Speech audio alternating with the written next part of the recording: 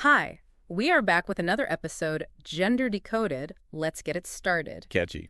In this deep dive, we're going to tackle, the whole gender representation thing at the IMO. We're talking about data all the way from 1960 to 2020. Yeah, we're going deep.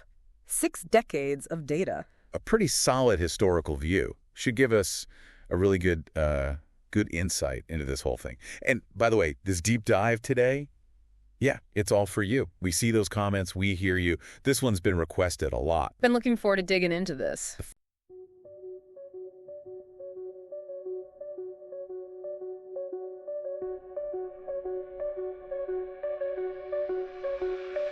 Data on the screen, numbers come alive. Male, female flows where the patterns thrive.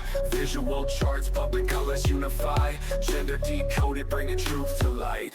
Small drum fill.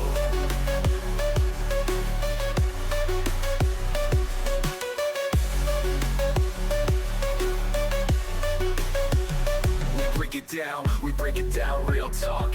Trends unveiling, facts from every block. Here's your insight, watch the data glide. Gender decoded, let the beats collide.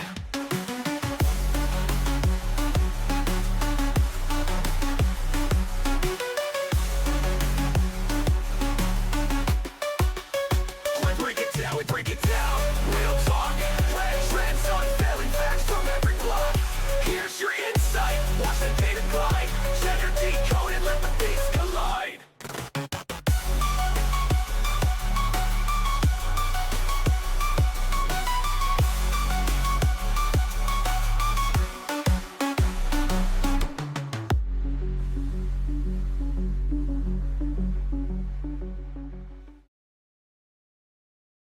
Okay, so imagine, right, the Olympics, but for, math geniuses. That's the International Mathematical Olympiad. Yeah. Super prestigious, right? Sort of the brightest young minds going head-to-head. But, instead of crowning champions today, we're digging into something even cooler. At least I think so. Okay. Who actually gets to compete in this whole math showdown in the first place? Interesting. And specifically, we're zeroing in on the ladies, the female participation in this whole thing. So give me the lowdown. What's the big picture? Are we seeing more girls stepping up to, this mathematical plate? Well, the good news is yes, yeah. Female participation at the IMO, it's been on the rise. Okay, that's good. Yeah, and it's not just, a blip on the radar. It's a trend. We've been tracking this, and it actually shows a real change, a positive change. That is really good to hear.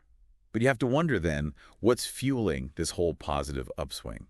Yeah, that's the question, right? And it's not like a one-answer kind of deal. Lots of things could be playing a role here. But one thing that really pops out from, digging into the research is how well Eastern European countries are doing. Mm-hmm. They're really killing it, way ahead of other places in supporting their female math Olympians. Now, that is super interesting. Any clues, any insights into what's giving them this edge in this area? It's something, we need to look into more. But one thought out there, and tell me what you think about this, is that maybe it's the way they focus on specialized math education, early on. Like early training. Yeah, exactly. What if, think about it, what if we got kids, young girls, excited by these advanced math concepts way earlier? Yeah. Could that be, a game changer? Yeah, it could be a big piece of the puzzle. So I'm totally inspired by, these Eastern European successes. Yeah. What can we all learn from this? What can we take and apply, on a larger scale? What else can we be doing to make sure even more girls get involved in the future? $1 million question, right? Maybe we're aiming at the wrong thing, or at least too narrow a target.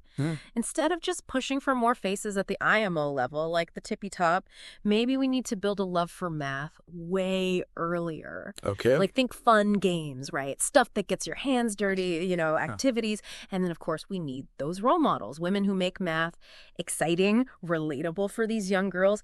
We got to smash that stereotype that math is a boys' subject. Yes, 100%. It's about building that passion long before the IMO even enters the picture.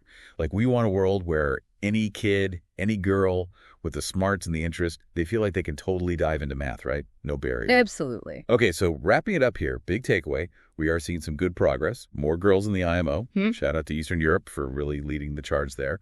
But, and there's always a but, we still have work to do. Right, always. But that leads to the thing I really want you all listening to ponder. Does upping those female numbers in these, like, elite competitions, does that actually move the needle on the bigger issue here?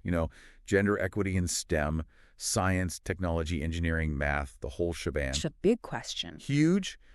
Or are these competitions just one piece, right, of a much bigger, way more complex puzzle? Lots to think about. Lots to think about, and that is exactly what we're going to leave you with. From what I gathered, historically, it's been a pretty male-dominated field, right? Right. Way more guys involved. Yeah, for sure. If you look at the data, particularly, say, the 70s and 90s, those decades saw a huge surge in male participation. The 70s and 90s.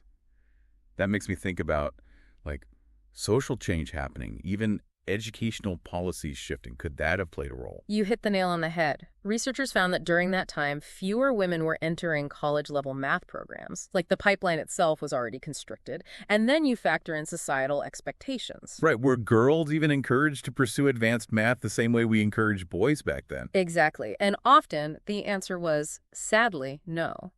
So those historical realities really echo in the data. It's kind of mind-blowing, isn't it, how these things all connect? Totally. And educational policies back then were all over the map, globally speaking, making access and opportunity vastly different depending on where you were in the world.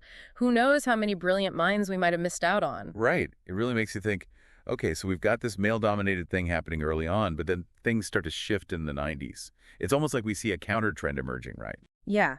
Female participation starts to climb. And it's not random. It's the 90s. This is when we start to see a bigger push for STEM fields to be more inclusive, programs encouraging girls specifically in math, celebrating their achievements, and critically, we started seeing more female role models, showing girls, hey, this is possible. It's pretty cool how the data paints such a clear picture of those societal shifts. So where does that leave us today? Did things just keep getting better? Well, the good news is things are changing. Over the last decade alone, female participation has shot up by 70%. That's huge. But there's still a gap. 70%. That's insane progress. You'd almost think we are on track for things to even out, but it sounds like we're not quite there yet. Not quite, no. And that's important to acknowledge. So someone listening might be thinking, okay, stats are interesting, but what's the big deal? Well, imagine being a young girl. You're amazing at math, but you hesitate to really go for it. Maybe because you don't see a lot of people who look like you doing it. Exactly. Or maybe there are these subtle cues around you, making you question if it's the right path. This data forces us to look at those barriers head on. It's about making sure everyone, girl or boy, has a real shot at being their best, especially in a field as important as mathematics. Absolutely. And it's working, but it needs continued focus, continued effort. It can't just stop. So we're getting there, but the journey's not over, and it makes you wonder, how much of this is a reflection of how we as a society still view women in math. Right. And if we want to truly level the playing field, what needs to change? How do we build an environment where anyone, regardless of gender, who's passionate about math can thrive? I think those are some really important questions we all need to be asking ourselves. Food for thought. That's all the time we have for today's deep dive, but the conversation definitely doesn't end here. Keep those amazing comments and questions coming. We love hearing from you. Until next time.